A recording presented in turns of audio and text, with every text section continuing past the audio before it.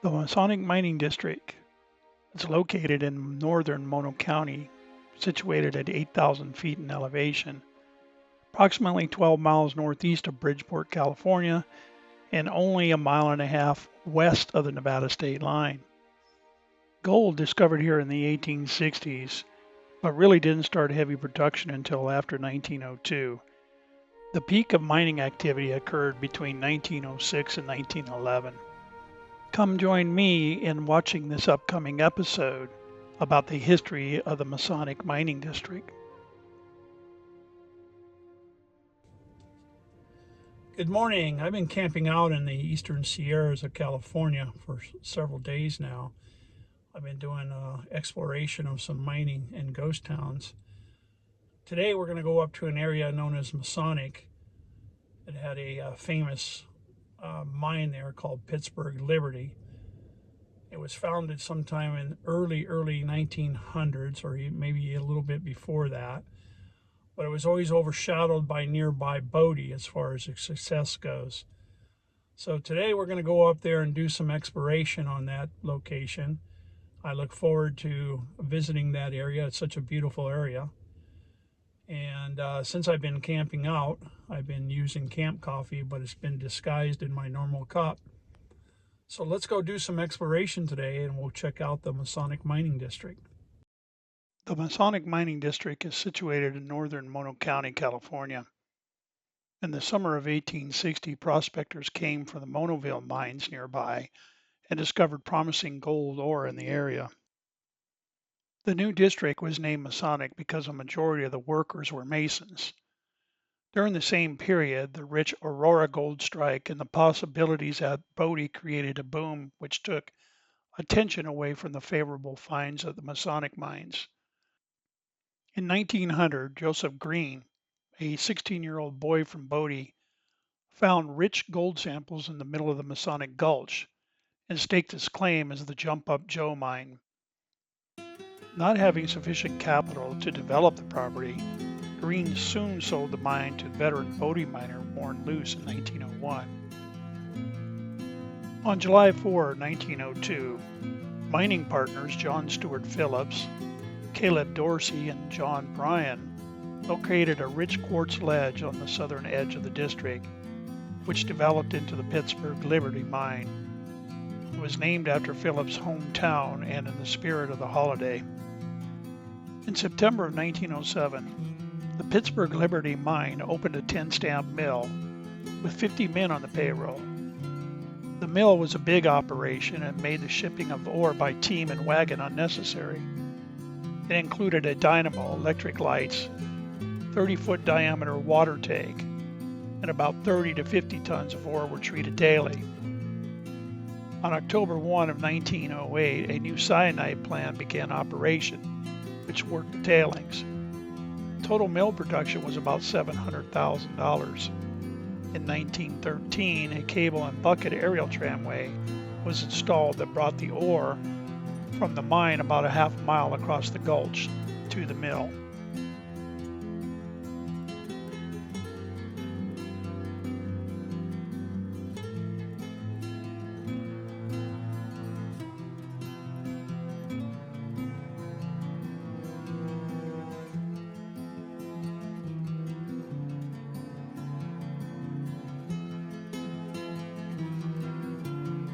By 1904, roads to Masonic from Bridgeport and Bodie allowed passengers and freight traffic.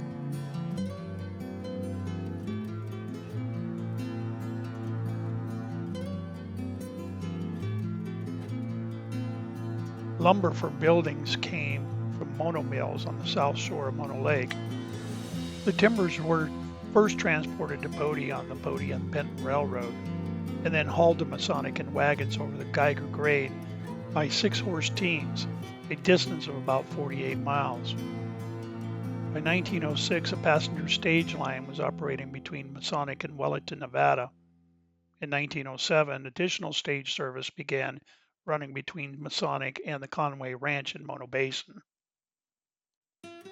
Until 1904, prospectors lived in crude shelters and makeshift caves. The first solid structure was a cabin built for Mr. and Mrs. H. Carpenter in what became known as Middletown.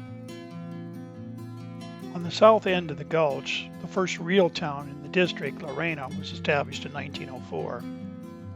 Offices of the Pittsburgh Liberty Mine and the Masonic Mountain Gold Mining Company were located there, and the first post office in the region was opened in Lorena in December 6 of 1905. The district at this time contained several hundred residents, and it was a matter of time before other towns were established nearby.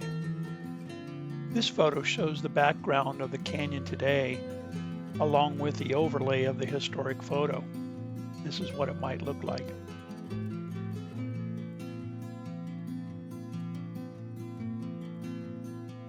A settlement about a half mile north of Lorena was called Middletown, and another half mile further north was called Calivada, later known as Lowertown. Lorena was renamed Uppertown. All three eventually coexisted as a Masonic, and each began with a boarding house or small hotel. Local springs provided good water, and telephone service was installed in 1905. Even though the three camps' population grew to about 1,000 people, there were no churches, fraternal organizations, or brothels in that district. The district was proud of its quiet and diligent work ethic. Other Masonic mine claims continued to show promise, but in 1911 a decline began.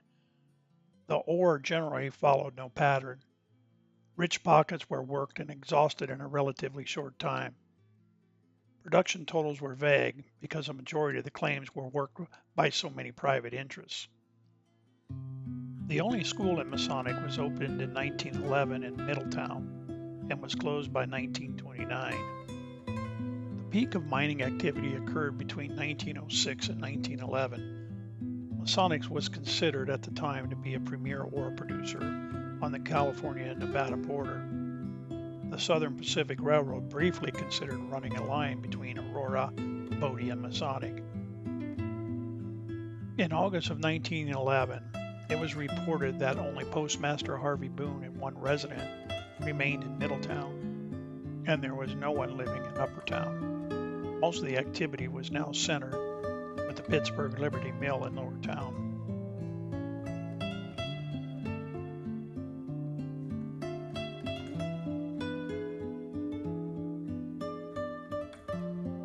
Miners were still optimistic.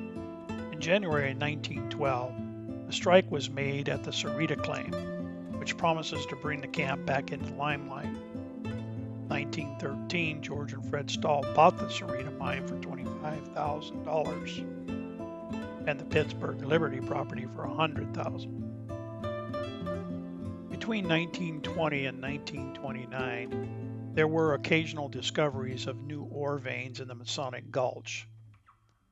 Only 12 registered voters were living in Masonic in 1924. In 1929, the Cerrita reopened for a short time, but there were no longer large-scale production in the area. By the mid-1950s, there was no one living in the old camp.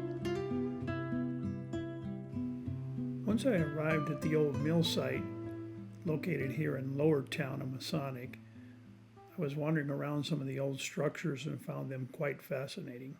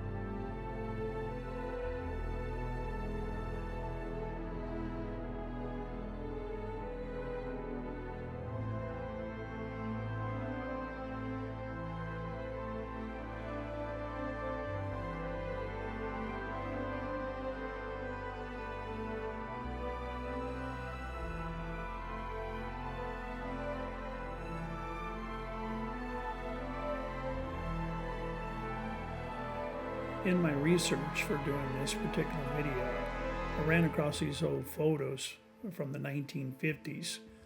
It's not of the exact Masonic mine site, but they are of cabins nearby. You'll see here later on some of the photos that I shot that may be exactly that same area.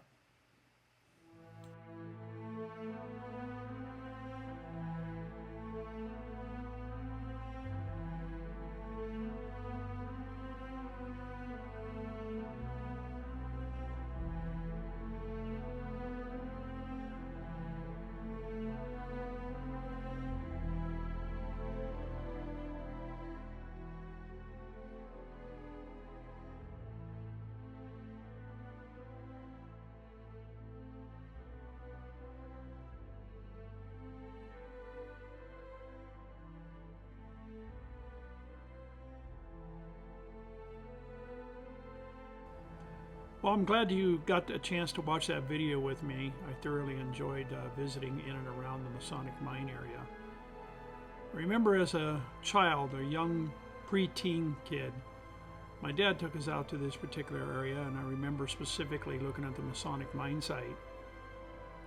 I also remember we were caught in a torrential downpour in a summer rainstorm to the point where we could not get back out of the canyon because the road was so slick with snotty mud.